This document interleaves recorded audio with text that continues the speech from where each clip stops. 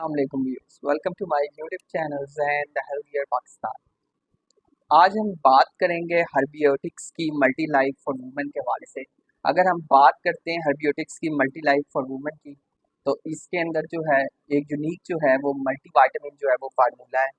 اور اگر ہم اس کی بینیفٹس کی بات کرتے ہیں تو یہ سپورٹ کرتی ہے ہیلدی اسکن کو، اس کے علاوہ ہیئرس کو اور نیلس کو، اس کے علاوہ یہ سپورٹ کرتی ہے نارمل امیون فنکشن کو، اس کے علاوہ سپورٹ کرتی ہے برین کو، جوائنٹس کو اور آئی ہیلتھ کو، اس کے علاوہ یہ ہیلپ کرتی ہے تاکہ ریڈیوس کرے ٹائٹنس کو اور فٹیگ کو، اور یہ ایڈ کرتی ہے ان boosting the energy levels by helping in metabolism of the fats.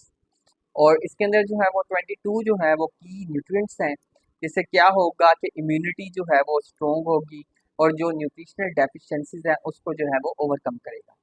اس کے علاوہ یہ بون اور ہیلتھ کے لیے بہت زیادہ ضروری ہے۔ ایک وائٹامنس کا، فولک ایسڈ کا اور آئرن کا ایک بہت ہی بہترین جو ہے وہ فارمولہ ہے، اور تمام ایج کی خواتین کے لیے جو ہے وہ بہترین ہے ہربیوٹکس کی ملٹی لائف۔